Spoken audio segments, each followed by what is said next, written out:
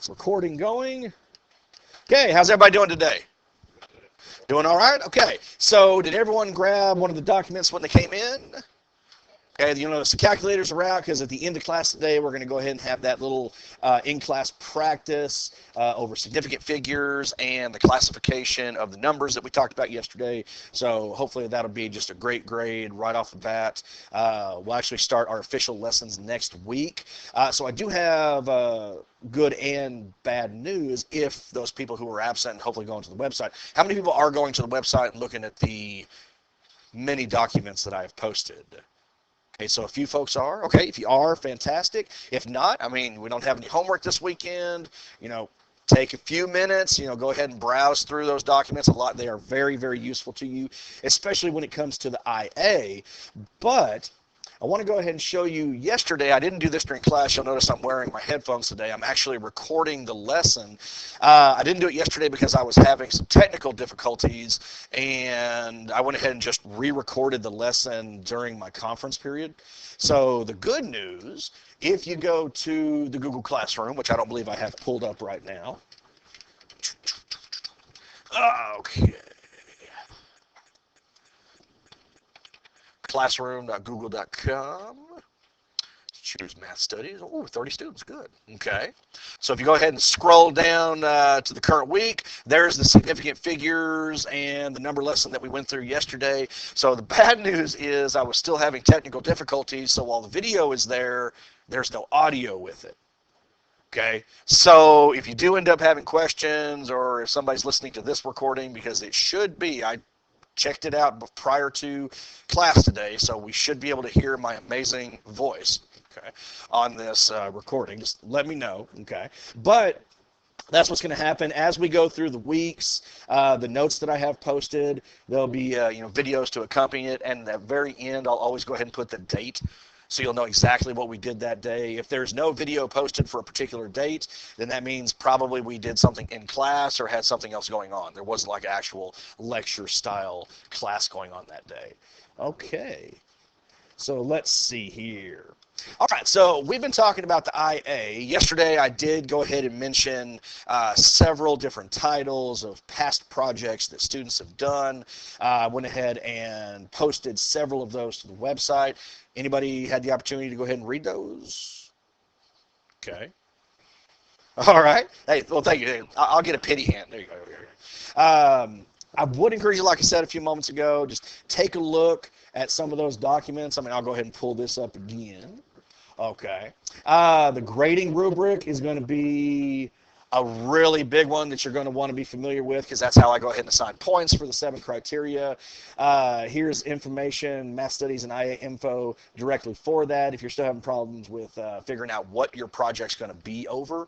On the 3rd, so we still have a little bit of time, and I'm going to go ahead and provide you a hard copy. I'm going to ask that you at least have some kind of idea of what your project's going to be over, and then by the end of September, hopefully I'm going to be looking at some data. Maybe you've got a little bit of structure to your paper. We're not saying having the paper written. I'm just saying think about how are you going to break your topic up, when are you going to talk about your analysis, your conclusion, things of that nature. So again, it's a pretty daunting task, but don't forget, we have the entire year to March. We're going to have the opportunity to work on it in class. You're going to have the opportunity to ask me questions, work one-on-one. So, definitely don't think this has to be done in a weekend. Does not. Okay. So as you're looking through those, please let me know if you have any questions. Here are the 10 that I was referring to a moment ago. Well, a big part of this is being able to take data, whether you collect it yourself or you go ahead and get it from an online source, maybe use the library, whatever the case is. And then you want to analyze it using a lot of strategies. Now, we haven't started talking about the strategies yet.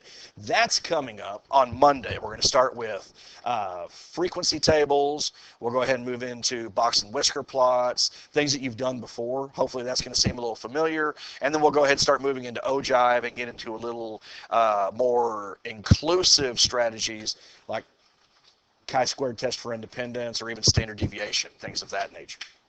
Okay, so when you're planning and conducting a statistical study, here are some really good pointers to go ahead and be thinking about as you're going to undertake that.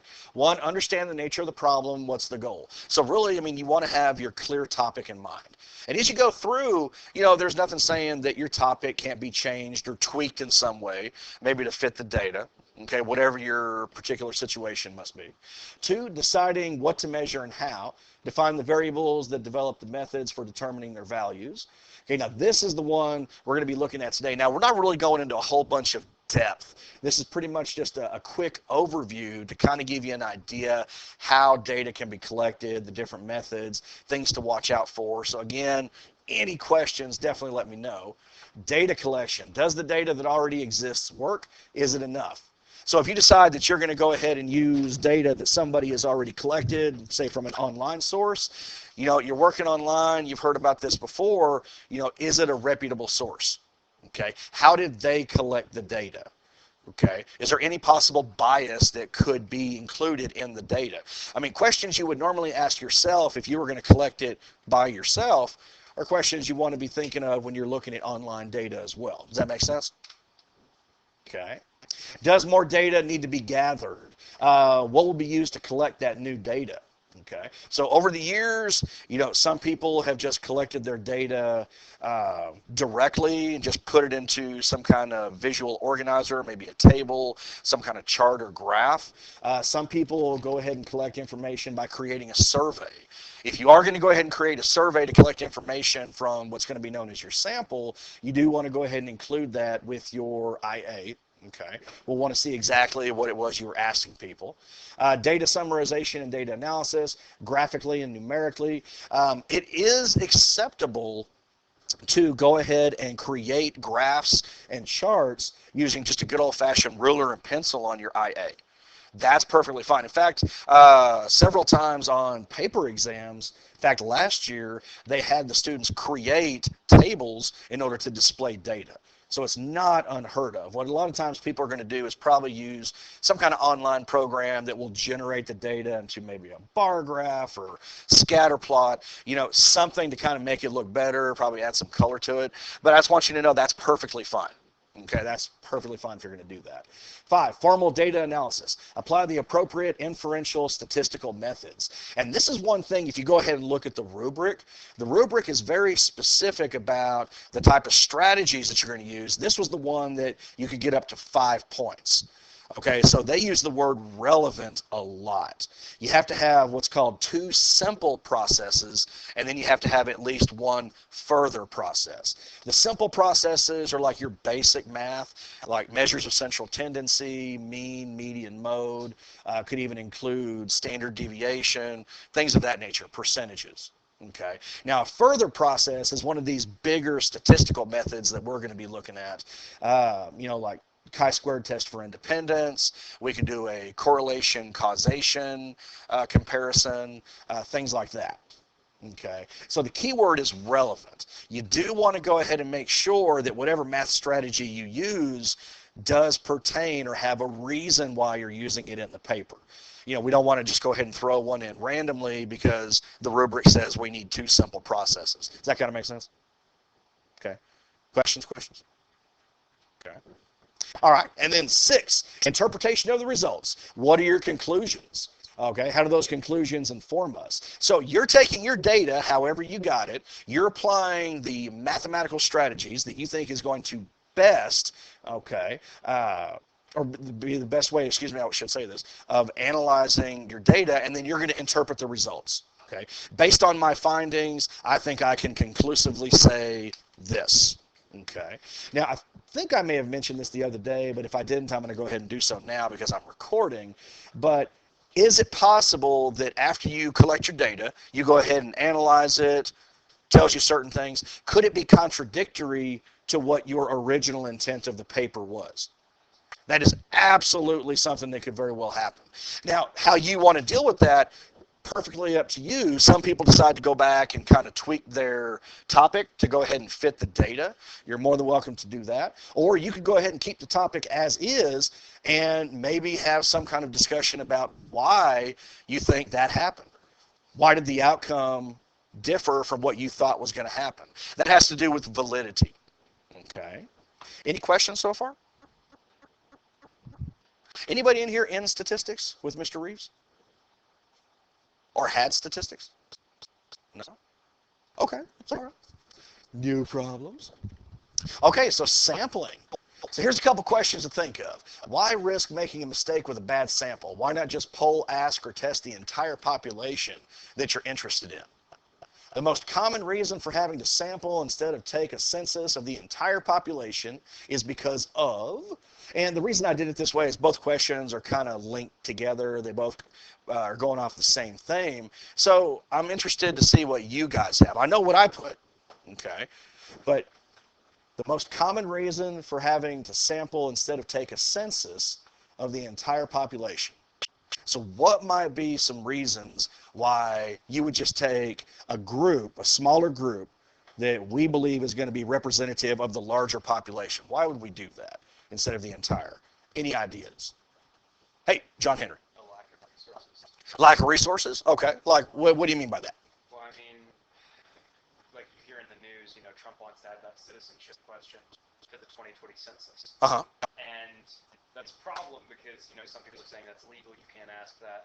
And the only people that really care is the bureau that manufactures the census Okay.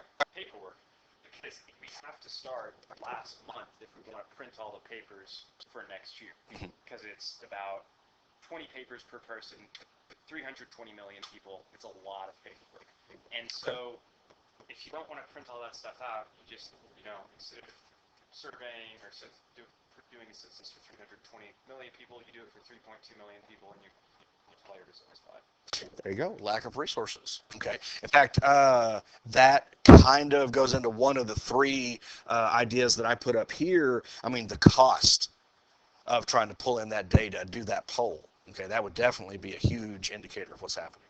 Anybody else? Radley. Time is another big one. Yes, that is a really good example. Okay. Anybody else seem to have an idea? Hey, Stephanie? Maybe like convenience. Convenience. That's absolutely true. Okay, convenience. Yeah.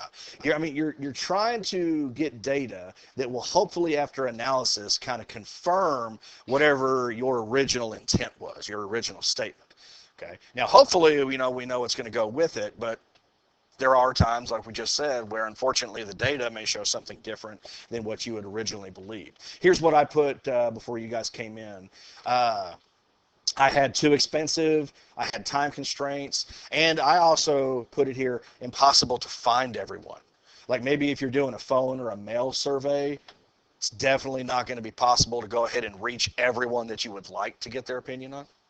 Okay, and there's definitely going to be more reasons than this. The top two I would definitely say that immediately came to mind, time and too expensive. Okay. All right. Anybody want to add anything to that? Ooh, a lot of hands going up. I just need one. Okay. Here we go. Well, let's take a look at this. Okay. The most important thing when taking a sample is that it must be representative of the population. And I mean, that's crucial. Okay. So if you're going to, let's say, survey 100 people, and I'm going to mention it in just a little bit, but for statisticians, a magic number is 30. Okay, 30 is a really good number to work with. So let's say we have a population of 100, but I'm going to sample 30. I need to make sure that those 30 people I talk to are representative of the entire group, because otherwise there's no point. Okay, you see a lot of these polls on television and the newspaper, you know, they say polls show this. Well, are they actually asking every single person? What do you guys think? No, they're actually taking a sample, probably from a certain demographic, maybe a certain area, whatever the case is. However, they go ahead and determine their information, and they're saying that this is representative of the whole. Okay, so here's an example. It says, I want the city to create more bike lanes in Lubbock. I feel like I'm on a suicide mission when riding my bike through town on the way to school. A friend of mine said it best, drivers in Lubbock treat cyclists like jackrabbits. Now, you'll notice I went ahead and highlighted that part. We'll come back to it in just a second.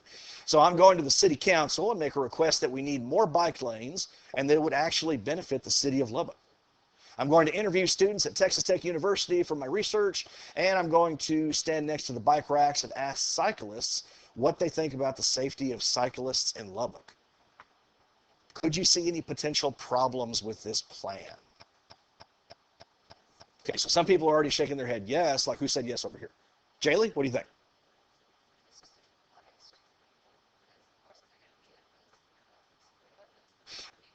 There you go. That's exactly what I'm thinking. This is going to lead into our discussion of bias, and you'll notice what it says right here. Okay, where does it say it? I'm going to go to the city council. Where does it say? Yes, I'm going to stand next to the bike racks. So that's the one thing that kind of stood out to me right there. If you only stand next to the bike rack, potentially you're only going to be polling cyclists, right? So you could be omitting who? Everybody, the general population. I mean, people who don't ride their bicycle to work or school. Okay. Does anybody want me to write this down, or is it enough that we're just talking about it? That's good. Okay. Also, I see another issue with this, and this also has to do with the area. They're only going to interview students at Texas Tech University. So could people who don't attend Texas Tech University have an opinion on that, or could they ride bikes? Very well could happen. So you want to think about that. Like if, for example, you know, you come up with your idea, whatever your topic is going to be, and you decide you're going to go ahead and go to the South Plains Mall to go ahead and poll people. Just kind of randomly say, hey, excuse me, ma'am or sir, can I have a moment of your time? Okay. Could be a good plan, but you would be alienating who? What if people don't go to the mall? That's exactly right. John Henry, what were you going to say? I was just going to say that we should ask people on Texas Tech what they think about the city of Lubbock. I mean, because the cyclists at Texas Tech are going to be cycling on Texas Tech property, and they're not, you know. There you go. Maybe not in the city whole. That's right. The population of Tech is also not constant either because it's Okay. throughout the year. I like that. Okay. All right. Good. Will my case be convincing to the city council? Oh, to the city council? I agree. But in this particular case, yeah, I'm going to go ahead and say no. Probably not. I would definitely do some major changes here. Now, I want to go ahead and talk about bias before I come back and take a look at this particular statement that I highlighted. Okay. So there's definitely more bias than this, but these are some of the top ones that you could potentially come across. Bias in sampling results in the tendency for a sample to differ from the corresponding population in some systematic way. So there's selection bias and undercoverage, when the way the sample is selected systematically excludes some part of the population of interest. Okay, for example, using a phone book to choose those that are in a sample of people in the city. Measurement or response bias tends to produce values that systematically differ from the true value in some way. Okay, so a bad scale could be used to measure something, or if questions are worded in a way to make a person answer a certain way. Does that sound familiar? Okay, that's why I highlighted that. That's what we refer to as a lead-in quote. Drivers in Lubbock that treat cyclists like jackrabbits. You know, when a person gives their personal opinion like that, you're already trying to maybe knowingly or unknowingly influence the person you're talking to. Okay, I would even go ahead and say I feel like I'm on a suicide mission would definitely pertain to that as well. Now, one other thing I want to go ahead and say here, let's say you're doing a more experimental or scientific internal assessment, and you actually are using some kind of measurement tools like a scale or a ruler or something, whatever the case may be.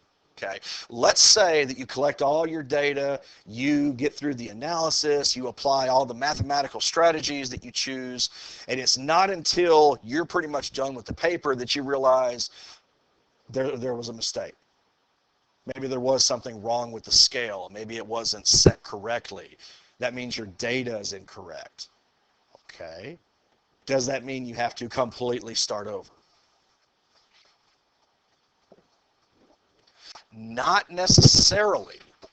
Okay, you could kind of use that to your advantage as long as you go ahead and state in the essay that you realize that happened, but you still did something with the data.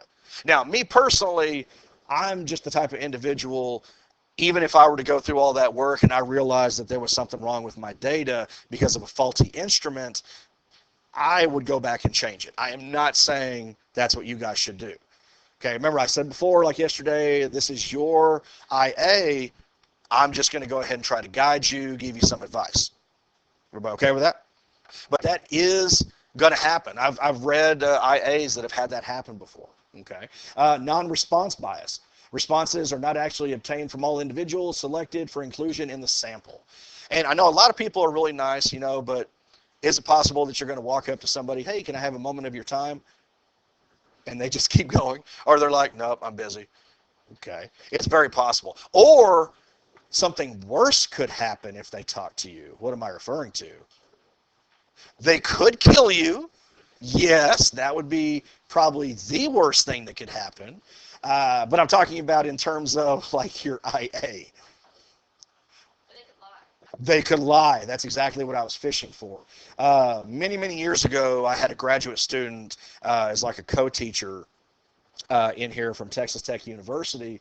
And I mean, brilliant, brilliant man. Probably the smartest man I think I've ever met in my entire life. You're like, well, Mr. West, smarter than you? I know. I know. A little too quiet. Okay. But he had this tendency when we would fill out forms, like there's something that we have to fill in yearly at Lubbock High. It's called OHI. Basically, the culture, the mood of the school, get the opinions of the teachers, how do we think things are working. Any kind of survey like that, he always went in with the idea of intentionally skewing the data for no other reason than he thought it was funny. But it just goes to point out, you just got to be careful, okay? You just got to be careful about that, all right? So from this Texas Tech example, I would definitely go ahead and say selection biased. If the person were only going to go to Texas Tech and only stand by the cyclists, okay? Would there be anything else? I don't know if I would include measurement or response bias, if you have a measurement tool, but I would definitely think non-response bias. Because would it definitely be possible to go to the Tech campus or even the South Plains Mall and say, hey, can I have a moment of your time? And no. Definitely. Okay. Or worse yet, they'll kill you. The Tech campus alarm buttons. There you go. That's exactly right. It's been a long time since I've been on the Tech campus. So I don't know. I don't know why I threw that out there. Now there's just an awkward silence. Okay. All right. So we're going to go ahead and get through the rest of this pretty quickly. I'm just basically going to go ahead and kind of introduce you to some of the main types of ways that you could collect data. I did put this up at the top. All of the methods that we use are statistical in nature, so it's important to ensure that your sample sizes are sufficient to make statistically valid inferences about your population. And that's one thing that could potentially come up in an IA. I may say you maybe had way more data than you needed, or maybe you need to collect a little more data, okay, depending on what it is you're trying to show. Sample size requirements will vary depending on your objectives, hypotheses, and sampling methods, but generally speaking, a sample of at least 30 is required for testing most hypotheses. Okay, and if you'll go ahead and ask a lot of statisticians, the magic number is 30. There's nothing inherently special about it. It's just one that consistently seems to be agreed upon. Okay. All right, so we have here random sampling, what we call an SRS, a simple random sample. Okay, SRS, a sample chosen using a method that ensures that each different possible sample of the desired size has an equal chance of being the one chosen. Now, actually, when you're doing SRS, if it's done correctly, your sample size can actually become really, really small. Like if it's truly random, you should be able to get a really small number. Like you remember a little while ago, I was talking about a population of 100. If you choose individuals and it is completely random, you could probably get away with a sample size of between 5 and 10 people. And that should be representative of the whole. Again, personally, I would probably go a little more, okay, just to ensure that all my bases are covered. Now, along with this, I do want to go ahead and show you very quickly Okay, because one thing a lot of people do, let's say if you're doing something, your topic is nationwide, okay, and it happens to involve every one of your states, and of course we have 50 states, okay, in the U.S., but let's say you're not going to go ahead and include the data from all 50 in your IA. Let's say you want to go ahead and include between 10 and 20, okay, whatever the case is. What a lot of people like to do is just number, say for example, each of the states in our union, and then apply a random number generator. So you're not even the one choosing the states that are going to be in your particular data set. You're just letting a program take care of it. And there is one of those on your Inspire here. Okay. So let's see. On your scratch pad here, if you go to menu, go to probability. Now I know we keep saying random number generator, but there's one thing you're going to want to do here. So you definitely see the word random there, right? But we want random integer. I'll actually show you what random number does in just a minute. Okay, that's something completely different. So what you're going to want is a random integer. Everybody see how I got there? Okay, so let's say maybe you're just wanting one number right now. What you're going to go ahead and do is say, let's say between 1 and, let's say 100, because we've been talking about a sample size of 100. Okay, this is going to tell me it's going to choose an integer anywhere from between 1 and 100. So I'm going to click enter, randomly chose 32. And here's what's nice, I don't have to enter that command again. I can just go ahead and keep clicking enter, and it'll keep generating those numbers. Okay, let's say like you wanted to go ahead and choose maybe 10 and 20. But you don't want to sit here and hit that 10 or 20 times. You could, let's see here, go back to menu. In fact, how did I get there? Okay, went to menu, probability, random, and then integer. Okay, so I'm going to do this. So let's say I do the same thing, 1 comma 100, but if I go ahead and put an additional comma and put a number that follows it, it will choose that number of random values. So let's say I just want 5 random numbers between 1 and 100. It'll just give it to me all at the same time. Okay. And remember, that's what we're going to be doing a lot through the course, especially in the first couple of 6 weeks when we're talking about these statistical methods. I do want to show you by hand because I think it's important that you do that, but you know, we really want to focus on the calculator because paper exams, that's where it's really, really going to be beneficial to you. Okay. Now, you don't want to go ahead and use random number, even though we say random number generator, and I'll go ahead and show you why. So I'm going to go to probability, just in case anybody was wondering, or does anybody not care? You're kind of curious? Okay. Well, here's what's going to happen. If I go ahead and choose random number instead of integer, okay, it is only going to give me a decimal value between 0 and 1. Like I don't even have to put in a number here. It'll just give me a random number. But it's only between 0 and 1. If you actually do go ahead and plug in a number, like if I said menu, probability, random number, like if I did go ahead and put in 3, what do you think is going to happen? It will give me 3 random values between 0 and 1. Okay, so that's the difference. I mean, it would make sense, you know, the way we say it, but when you actually want to use the calculator for this, you want to go with the random integer. Okay, is everybody good with that? Questions? Okay, so let's see here. Let me go ahead and document B out of there. Okay. So if a sample is truly random, you probably can get away with a smaller sample space. Okay, but you know, we'll kind of look at your topic, what you have as we go through. So it says use the letter N to identify what size of sample is being used. Suppose a class is made up of 100 students, 6 of whom are female. A researcher decides to select 6 of the female students by writing all 60 names on slips of paper, mixing the slips, and then picking 6. And you could do that. You could actually just describe the method you did, okay, by writing them down and pulling them out of a container. That is acceptable as well. She then selects 4 male students from the class using a similar procedure. Okay, is this a simple random sample? Okay, now this one actually is not. That's why I have to say no. And the reason is, what did she do before she drew the names? She grouped them. Grouped them by what? Grouped them by gender, the males and the females. Now, I wouldn't actually say that this is a bad sampling method. I would go ahead and say no to that as well. Okay? Because you'll do notice there is equal what? There's equal representation. Yeah, if I could write today.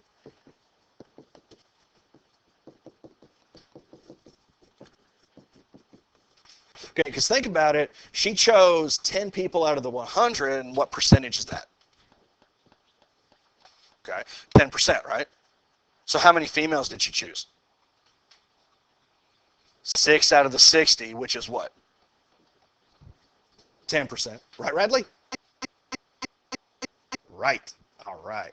And how many men did she choose out of the 40? 4. So it's consistent. I mean, it does have equal representation. Okay. I would say that's a pretty decent way of picking the names or whatever data you wanted. But once you go ahead and start to group the data in any way, then it's not a SRS. Okay. It has to just be completely open. Nothing overlapping with the groups, or no groups over. Okay. Any questions so far? How are we doing? Okay. All right. Well, let's take a look here. Steps to conduct an SRS: create a sampling frame, make a list of everyone's name or number everyone's name, randomly select from that list with a random number generator, random number table, and if you want, I can show you at some point how to create a random number table. It's essentially the same. It just puts it in a table for you. Or drawing out slips of paper from a hat. Then you must write, shuffle the names well or mix well, if you're going to do it, hard copy. Sample with or without replacement. One of the simple processes that we could include is probability. What's probability? Okay. Basically the chance. Okay, what's the predicted outcome that an event occurs? It's basically what we favor, what we want to happen over everything possible, right? Okay. So like if I go ahead and roll a 6-faced die, just a normal fair die, what would be the probability of it coming up even? Oh, okay, 1/2. 1/2, because how many even faces are there? Ooh, 3. Here we go. 3 out of the 6. There you go. Okay. And then that's what it's referring to with or without replacement. So for example, let's say I got a bag, and we're going to be spending an entire unit on probability. It's the one unit we probably spend more time on than anything, because some of it is very difficult for students to kind of fathom. Okay. It can get pretty difficult.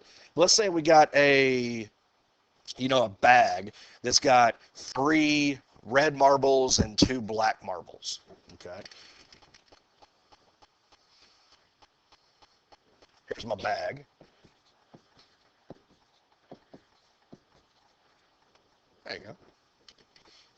Pretty cool visual, huh? There you go. So let's say without looking, if I reach in the bag, what's the probability of pulling out a red marble? 3/5. 3 possibilities out of the 5 total, right? Okay. Now, will the probability change pulling out another marble if I go ahead and put that original one back in or keep it out? It'll change depending on what you do. Okay, so that's what we're referring to. We're okay with that? Okay. Well, no, the probability could be consistent. Like for example, yeah, if whether I choose a black or a red. Like if I choose the red, the probability of getting it is 3/5. But if I go ahead and put it back in, and then what's the probability of choosing a red? It's going to be consistent. Yeah. Okay. And it's way more involved than that, but that's the basic idea. Okay. And then random sampling is a reliable way to represent even a large population.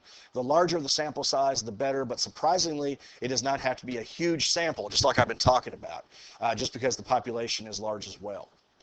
Okay. So I don't imagine anybody is going to be looking at just a ridiculously ginormous population. If you do have any questions on that, please let me know. Two, stratified. This is another method of random sampling. When the entire population can be divided into a set of non-overlapping subgroups. This method often proves easier to implement and more cost-effective than random sampling. Okay, now compare that to 3, where it says to select groups of individuals from a population that is to select individuals themselves. Dividing the population of interest into non-overlapping subgroups called clusters. Clusters are then selected at random, and all individuals in the selected clusters are included. Those actually sound very similar to me. What's the difference? Like if there's a whole bunch of people, like you have to separate. So if you were trying to test, then you would do like, I don't know, middle-aged women or something like that. Then you would have all of them in a group. But if you're doing cluster sampling, you would have one person from like each gender and age group all in one group together, but you'd have a bunch of those different groups, and then you have one of those. Okay, I see what you're saying. Your idea is actually really close. You just kind of have it reversed. Okay, when we're talking about stratified versus cluster, let's say, for example, we just take class periods here at Lubbock High. Let's say during 6th period. Let's say you're going to go ahead and choose 3 classes. 1, 2, 3, 1, 2, 3. Okay. And of course, if you're going to go ahead and choose classes here at Lubbock High, you got to make sure that whatever you choose is representative of the whole if you're trying to compare it to the school. So you would definitely have to think about, is this a solely freshman class? Is it a mixed class? Things of that nature. But here you have your non-overlapping groups, right? Okay, these classrooms that we're talking about. If it's stratified, what you're going to do out of each group is choose a certain number of individuals. You won't use the entire group. So maybe out of these classes here, you're going to go ahead and choose just 5 people out of each class, and that'll make up your sample set. But when it comes to the cluster, you're going to take everybody in those groups. Does that make sense? Does anybody have any questions on that? Hey, John Henry. Wouldn't like grouping people based on similar characteristics or traits be a good way to like implement bias into the survey? Yeah. I mean, and sometimes that's the thing. No matter how careful you are, maybe you won't be able to completely get rid of all the bias. Fox News. I'm sorry. That makes sense, though. I mean, like, also, if you're going to go ahead and sample your own data, I would personally probably stay away from your friends, just because that could lead to bias as well. Maybe the individuals would give you the answers they would think that you're looking for, or you could be accused of not even expanding beyond your little inner circle. Whatever the case is, or maybe your friend would be like my colleague and thought it would be funny to skew the data. You never know. Okay. All right. And then convenience sampling, that actually kind of goes back with your friends. I mean, just basically calling up people you know in order to get the data, but are your friends truly representative of whatever population you're representing? Okay, it says never do this. And then the one I'm not going to worry about mentioning right now because we're also about out of time, systematic sampling. Okay, I'm not even going to bother talking about that. But like I said, this was just a big overview. Hopefully, the more we talk about this, you're feeling better. Okay, this is definitely, it's going to be daunting, but if you just take a little bit at a time, you're going to be fine. I'm telling you. If you have an idea, just write it down. That doesn't even have to be your final idea. Okay. Then, as you're going through the weekend, if you just happen to think of something, write it down. Or if you happen to think of like a sentence or a way of collecting data, just jot it down. Okay. All right. So it is 2:04, and I have some more bad news. I see a big smile on Jan's face. He probably knows what I'm going to say. Unfortunately, the lesson ran a little longer today than I intended it to, so we're not going to be able to do that little worksheet. Okay, so that's the bad news. The good news is that's the first thing we'll do on Monday when we come in, and then we'll get started on frequency tables. Okay. So any questions about what we've discussed today? How are we doing? Okay.